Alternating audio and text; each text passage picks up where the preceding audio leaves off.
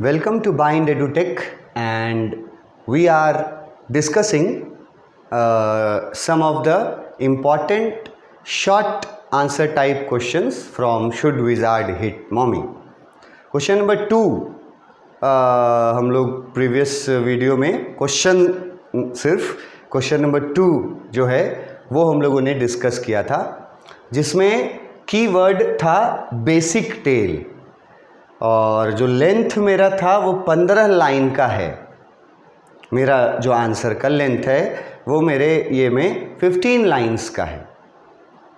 ठीक है, तो मेरे अनुसार ये मैंने इसको मैं 4 नंबर के कैटेगरी में, 5 नंबर के कैटेगरी में, 6 नंबर के कैटेगरीज़ में, इनमें मैं इतना जितना मैंने इसका आंसर बनाया है 15 लाइन उतना। अगर 2 नंबर के कैटेगरी में आ जाए तो फिर इतना सारा तो नहीं ना लिखना होगा। तो पहले हम लोग देख लेते हैं कि बेसिक टेल जो था उसमें कहाँ से शुरू किया जाए बताना आंसर में और कहाँ पे फिनिश किया जाए।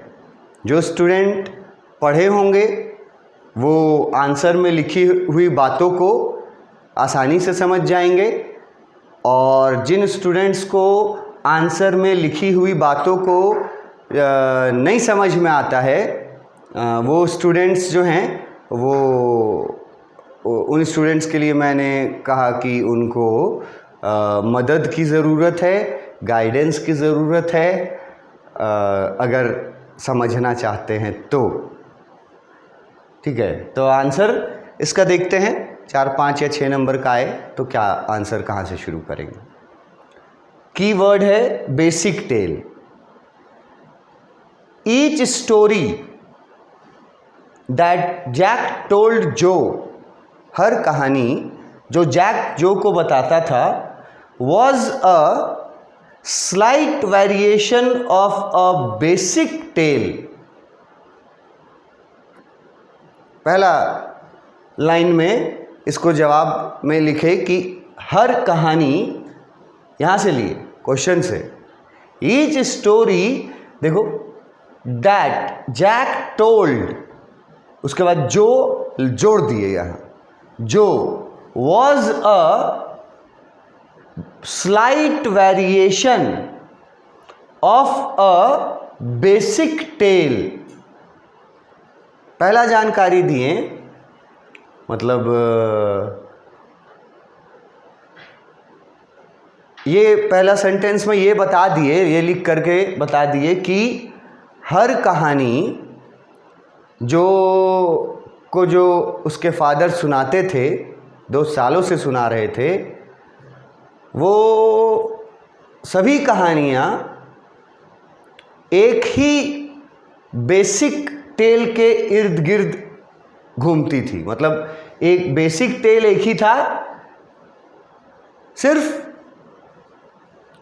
थोड़े थोड़े से चेंजेस उसमें फादर ला देता है। नेक्स्ट कहानी में थोड़ा सा चेंज, नेक्स्ट कहानी में थोड़ा सा और चेंज कर दिया, नेक्स्ट कहानी में कुछ और चेंज कर दिया, लेकिन जो एक बेसिक थीम है वो सेम था हर कहानी का। तो इस बात से हमने सहमत किया। पहला लाइन में लिखा कि ये बिल्कुल सही लिखा गया है कि हर स्टोरी जो जैक सुनाता था वो स्टोरी बेसिक टेल का, एक बेसिक टेल का उस स्लाइट वेरिएशन रहता था उसमें। तो ये पहले हमने क्वेश्चन में जो दिया है, पूछा है, उसको हमने क्वेश्चन पूछने के तरीके से ही आंसर देना शुरू किया। अब बेसिक टेल के शुरू कहाँ से होता है वो यहाँ से लिखा रहेगा। देखो यहाँ से बेसिक टेल क्या था वो यहाँ से लिखा हुआ है। स्लाइट वेरिएशन का मतलब अगर नहीं जानते हैं आप तो फिर आप चैप्टर नहीं पढ़े हैं। अब जब पढ़े ही नहीं हैं तो फिर क्वेश्चन आंसर पढ़ने से कैसे समझिएगा। स्लाइट वेरिएशन जो वर्ड नहीं जानता है स्टूडेंट इस चैप्टर में, अगर वो पढ़ा है तो ठीक से नहीं पढ़ा है, इसीलिए स्लाइट वेरिएशन नहीं जानेगा। जो ज़रा सा भी पढ़ा है, थोड़ा सा भी मन लगा करके पढ़ा है, स्लाइट वेरिएशन वर्ड का मीनिंग उसको रिकॉल हो जाना चाहिए कि सर ने बताया था स्लाइट वेरिएशन का मतलब कि बहुत छोटे छोटे बदलाव। तो एक ही बेसिक टेल रहता था, छोटा छोटा बदलाव करता था हर स्टोरी में जैक जो अपनी बेटी जो को सुनाता था। अब बेसिक टेल शुरू यहां से हुआ। Of a small creature, basic tale शुरू होता था कि हर कहानी में एक छोटा, स्मॉल का मतलब है ना, स्मॉल मतलब ऊंचाई लंबाई वाला बात नहीं है। स्मॉल मतलब यहाँ है बेबी, मतलब बच्चा। स्मॉल क्रिएचर लिखा है, देखो स्मॉल क्रिएचर। तो स्मॉल क्रिएचर का ये मतलब नहीं है कि हाइट में छोटा है।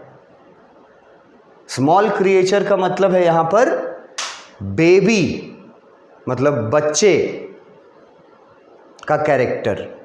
तो उसका बेसिक टेल ये था कि हर स्टोरी में उसके स्टोरी में एक किड, एक बच्चा, एक स्मॉल क्रिएचर रहता था। अब क्रिएचर क्या है भाई? तो क्रिएचर में कुछ भी रह सकता है। क्रिएचर हर कहानी में चेंज हो जाता था, जो स्लाइट वेरिएशंस जो बताए, क्रिएचर चेंज, ठीक है, लेकिन नाम सेम रहेगा। और नाम क्या रहता था? रॉजर। हर कहानी में एक छोटा क्रिएचर रहता था। छोटा क्रिएचर का मतलब बौना नहीं समझना, छोटा क्रिएचर का मतलब बेबी क्रिएचर। बेबी क्रिएचर मतलब आप समझिए कि जैसे सीधा सीधा आप रिलेट कर सकते हैं कि जो के उम्र जो है प्रेजेंट में 4 साल की है जो, तो ये क्रिएचर, स्मॉल क्रिएचर अगर हम बोल रहे हैं बेबी, तो उसका मतलब है कि उसका एज, उस क्रिएचर का एज रहता था 4 साल, 5 साल, 6 साल, इतना ही एज रहता था उस क्रिएचर का, इसलिए उसको स्मॉल क्रिएचर बोला गया। ठीक है, तो हर कहानी में एक स्मॉल क्रिएचर होता था, उसका नाम तय था रॉजर। उसके बाद हर कहानी में रॉजर हैड सम प्रॉब्लम। हर कहानी में वो जो बेबी रॉजर रहता था क्रिएचर, वो उसको कोई ना कोई प्रॉब्लम रहता था। मतलब हर कहानी में कुछ ना कुछ दिक्कत होती थी उसके लाइफ में, बेबी क्रिएचर के लाइफ में, जिसका नाम रॉजर ही रखता था हमेशा। और रॉजर के आगे जो है, सॉरी, रॉजर के बाद क्रिएचर चेंज कर देता था। जैसे इस कहानी में हम लोगों ने पढ़ा है रॉजर स्कंक। तो स्कंक क्या हुआ? स्कंक क्रिएचर हुआ। और रॉजर स्कंक जो है उसको स्मॉल अगर बोले हम, इसकी स्मॉल क्रिएचर, तो इसका मतलब है कि रॉजर स्कंक की उम्र 4 साल, 5 साल, 6 साल इतनी है, इतनी ही उम्र की का है रॉजर स्कंक। रॉजर को उस उम्र में, मतलब 4 साल, 5 साल, 6 साल की उम्र में रॉजर को कुछ प्रॉब्लम रहता है हर कहानी में। अब प्रॉब्लम अलग अलग रहता है, ये स्लाइट वेरिएशन हो गया। प्रॉब्लम्स अलग अलग रहते हैं, मतलब किसी रॉजर को बोल देगा, फॉर एग्ज़ाम्पल हम बता रहे हैं, इसको लिटरली नहीं लेना, कि बोल देगा कि एक रॉजर जो क्रिएचर था, कोई भी क्रिएचर बोल दिया, एलिफेंट था, एक रॉजर एलिफेंट था, उसका एक पैर जो है वो चोट लगने के वजह से एक पैर डैमेज हो गया रॉजर एलिफेंट का, बेबी रॉजर एलिफेंट, मान लो एलिफेंट को ही ले लिया किसी कहानी में, तो बताएगा कि उसको प्रॉब्लम रहता था हर कहानी में बेबी रॉजर को। अगर बेबी एलिफेंट बताया तो उसमें बता दिया, मान लो कि प्रॉब्लम अलग बताता था हर बार, कभी बता दिया कि उसको आँखों से प्रॉब्लम है, कभी बता दिया कोई और प्रॉब्लम है, कभी और प्रॉब्लम्स हर बार चेंज करता था। वो स्लाइट वेरिएशंस में वो आते हैं। इसके पहले स्लाइट वेरिएशन में क्रिएचर्स भी जो चेंज होते थे कि हर बार क्रिएचर बदलता था, ये भी वेरिएशन है, लेकिन बेसिक टेल एक ही था कि रॉजर नाम के क्रिएचर को प्रॉब्लम रहता था, प्रॉब्लम हर बार अलग अलग करता था। ठीक है, इस कहानी में जो लोग पढ़े हैं तो इस कहानी में भी इसी स्टोरी लाइन पे रॉजर स्कंक को प्रॉब्लम है एक। जो स्टोरी पढ़े हैं वो तो समझ सकते हैं क्या प्रॉब्लम है।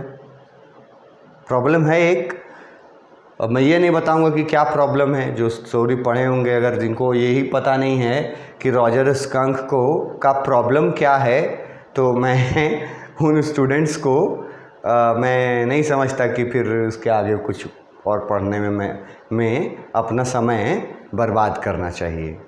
उससे अच्छा, अगर आप नहीं जान रहे हैं कि रॉजर स्कंक का प्रॉब्लम क्या था, तो ये मेरे बता देने से या यहाँ लिख देने से नहीं होगा। अगर आप जानना चाहते हैं तो आप टेक्स्ट बुक पढ़िए और चाहे देखिए वीडियोस को, आपको पता चल जाएगा कि रॉजर स्कंक का प्रॉब्लम क्या था। तो हर कहानी की तरह रॉजर स्कंक को यहाँ प्रॉब्लम भी था, इस स्टोरी में भी था। और हर स्टोरी में रॉजर, बेबी रॉजर, हर स्टोरी में अपने प्रॉब्लम को ले करके, अपना प्रॉब्लम जा करके बताता था या शेयर करता था। किसके पास जा करके? To the old wise owl. Old wise owl मतलब आउल एक क्रिएचर है, ठीक है। ये आउल वही है जो हम लोग आउल बोलते हैं, उल्लू वाला। चैप्टर डिस्कस करते वक्त मैंने ये बताया भी था कि किस तरह से एक ह्यूमर डाला गया है, ये लिख करके आउल वर्ड के साथ वाइज वर्ड लगा करके, कि आउल जो है वो वाइज है, जबकि उल्लू जो है वो हम लोग मूर्खता का निशानी मानते हैं। लेकिन यहाँ कहानी में जो आउल है ना, वो वाइज है, चालाक है, ओल्ड है। और एक चीज़ और, जो लोग चैप्टर पढ़े होंगे अगर, तो याद कीजिए एनॉर्मस वर्ड यूज़ किया था आउल के लिए, जिसका मतलब मैंने बताया था बड़ा साइज़ का, बड़ा साइज़ का बूढ़ा चालाक आउल था। उसके पास रॉजर अपना प्रॉब्लम लेकर के जाता था हर कहानी में। इस कहानी में भी गया था। रॉजर स्कंक अपना प्रॉब्लम लेकर के आउल के पास गया था इस कहानी में भी। तो वहाँ बताया गया था कि आउल कहाँ रहता था और पेड़ के सबसे ऊपर वाले पार्ट में उसका घर था, ये सब बताया गया था वहाँ पर।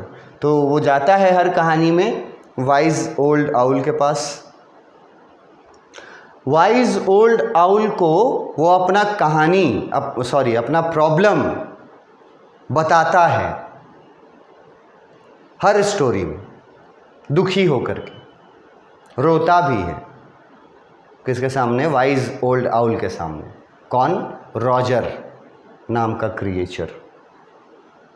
चाहे रॉजर क्रिएचर कोई भी हो, एलिफेंट हो, चाहे हॉर्स हो, चाहे डॉग हो, चाहे फिश हो, चाहे इस कहानी के तरह स्कंक हो, वो हर कहानी में क्या करता है? प्रॉब्लम में जो प्रॉब्लम उसको रहता है, वो प्रॉब्लम से दुखी होकर के वो जाता है वाइज ओल्ड आउल के पास और उससे अपना प्रॉब्लम शेयर करता है, बताता है उसको कि देखिए ऐसा ऐसा, दुखी होकर के ही बताएगा आदमी प्रॉब्लम, ऐसा ऐसा प्रॉब्लम है। तो ये वाइज ओल्ड आउल के पास इसमें भी गया था स्कंक, और हर बार वाइज ओल्ड आउल का एक ही काम था, every time in every story, basic,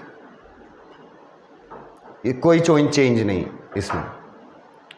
her bar owl Roger का प्रॉब्लम सुनने के बाद थोड़ी देर सोच विचार करता था, मतलब थोड़ा सा टाइम लेता था, और हर कहानी में आउल रॉजर को एक ही एडवाइस देता था कि तुम हमारे प्रॉब्लम का सल्यूशन जो है उसके लिए तुमको कहीं जाना पड़ेगा किसी के पास। और वो कौन था? विजार्ड। लिखा हुआ है the owl told him to go to the wizard. हर बार होता था, परेशानी चाहे जिस तरह का हो, आउल परेशानी सॉल्व नहीं करता था। आउल का रोल सिर्फ इतना था कि रॉजर जब आएगा परेशानी लेकर के, दुखी होकर के, तो रॉजर को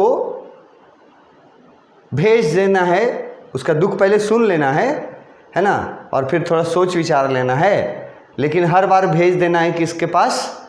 विजार्ड, जिसका वो जो मैंने बताया था मैजिशियन था, विजार्ड, उसके पास भेज देता था कि वही तुम्हारा प्रॉब्लम सॉल्व करेगा। ये हर बार होता था बेसिक कहानी। और विजार्ड के पास भेजने के बाद विजार्ड जो है वो मैजिक स्पेल परफॉर्म करता था हर कहानी में। इस कहानी में भी किया था।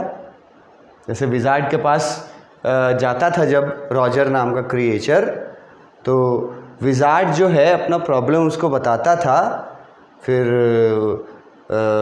विजार्ड जो है वो हर कहानी में अपना मैजिक वैंड, बुक में लिखा हुआ है, जिसको मैजिक स्टिक भी बोल सकते हैं, ये मैंने बताया कि हर बार जब रॉजर वाइज ओल्ड आउल के कहने पर अपना प्रॉब्लम लेकर के जाता है विजार्ड के पास, तो विजार्ड क्या करता है?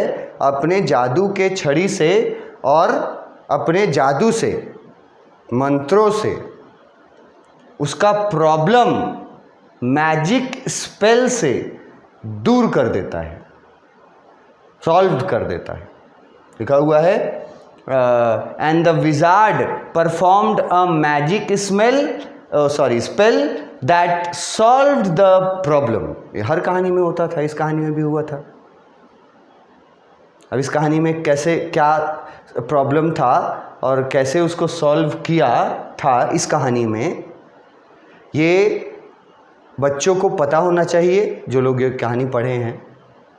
और जिन बच्चों को नहीं पता है कि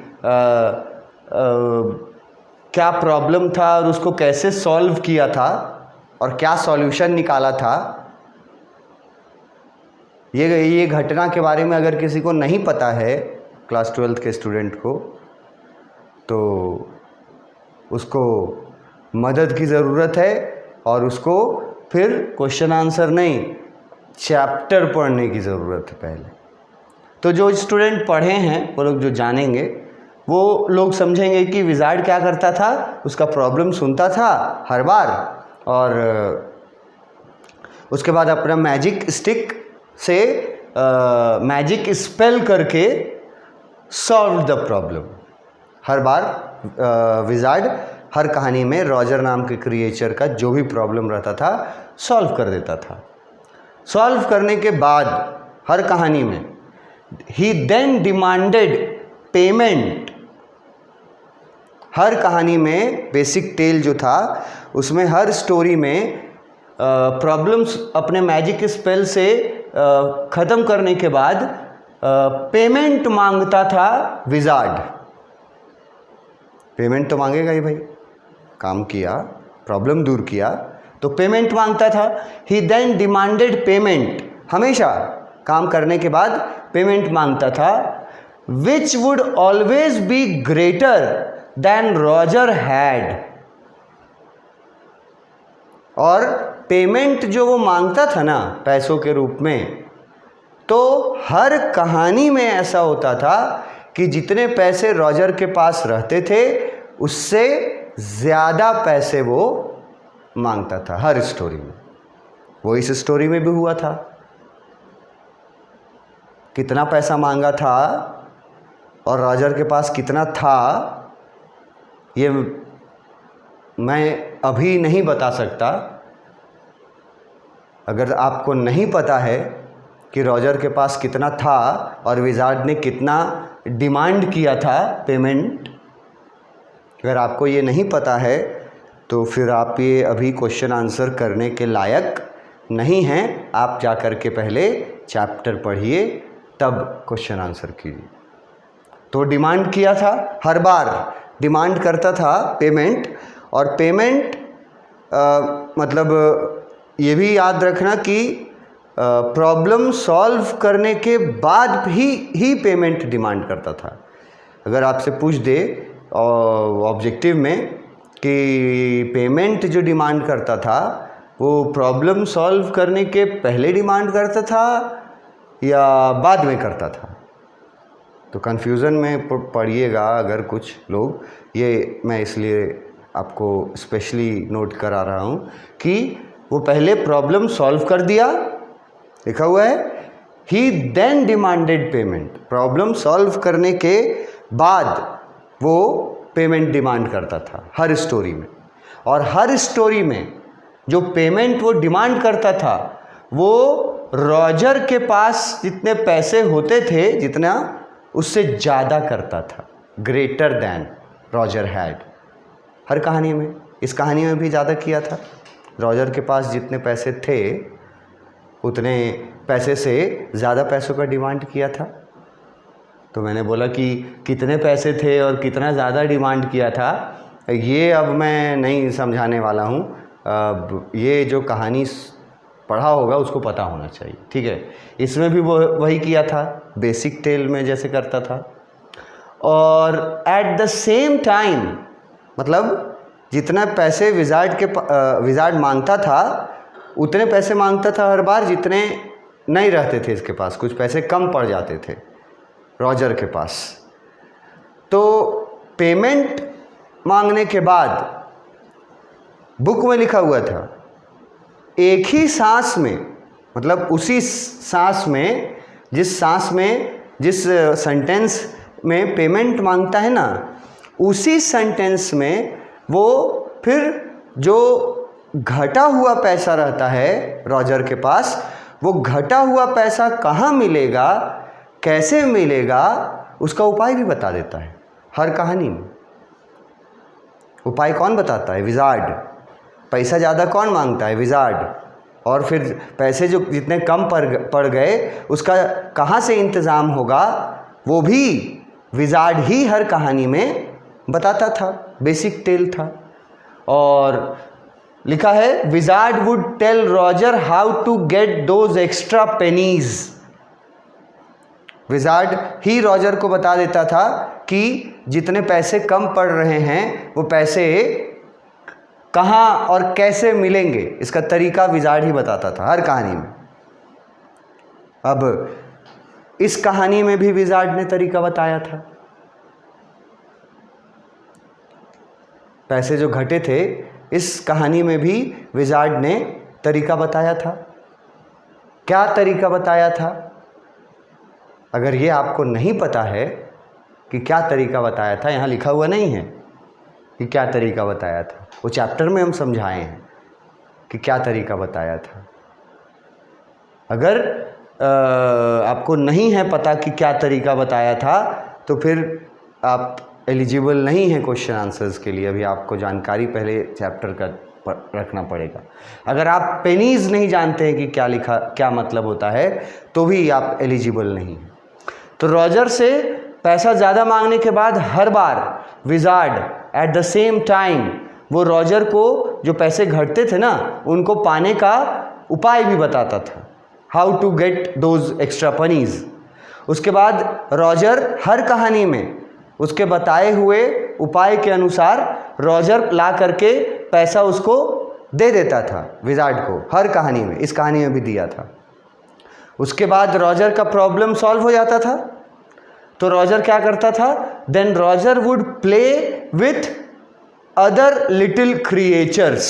यहाँ थोड़ा सा विथ का स्पेलिंग गलत हो गया है, लेकिन ये विथ है, ठीक है, कि पैसा ला करके दे दिया। उसके बाद तो रॉजर खुश, हर कहानी में रॉजर खुश, और खुशी से वो जा करके दूसरे छोटे क्रिएचर्स के साथ खेलता था दिन भर, दोपहर भर। और रॉजर एग्जैक्टली खुशी खुशी उस टाइम घर जाता था, हैप्पीली उस टाइम घर जाता था खेलने के बाद जब एक सीटी की आवाज़ सुनाई देती थी। विसल बोला है, ट्रेन की सीटी की आवाज़ सुनाई देती थी।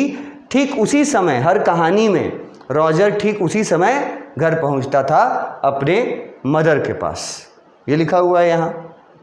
और उसके बाद ये बताया गया है कि वो ट्रेन की सीटी जो वो जिसके बारे में बोला जा रहा है, उसी ट्रेन से उसके फादर आते थे, और वो ट्रेन कहाँ से आती थी, बॉस्टन से आती थी।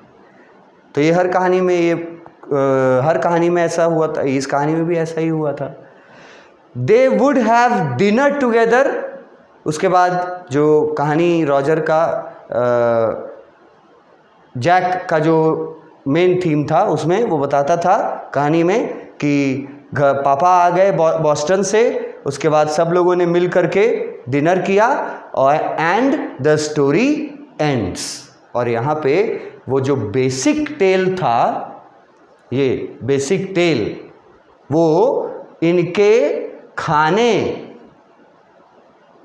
और फिर अपने अपने बेडरूम में जा कर के सो जाने पे फिनिश हो जाता था।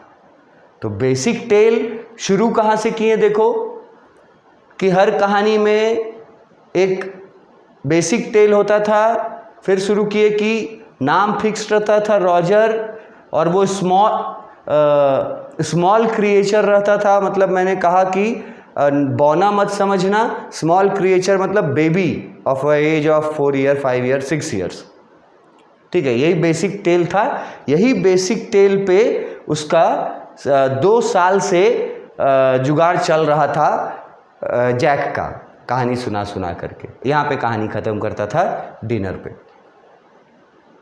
तो ये बेसिक टेल है। तो ये 4 मार्क्स 5 मार्क्स 6 मार्क्स के लिए मैंने तैयार किया है उस लेंथ के अनुसार। अगर आपको 2 मार्क्स में पूछ दिया तो फिर इतनी बातों को 2 मार्क्स में कैसे बताएंगे, ये भी हम लोग डिस्कस करेंगे अपने नेक्स्ट वीडियो। ये हो गया लॉन्ग वाला। नेक्स्ट वीडियो में बताएंगे कि इसी को 2 मार्क्स के लिए अगर पूछ दे तो कैसे छोटा करोगे। नेक्स्ट वीडियो में मिलते हैं। Thank you.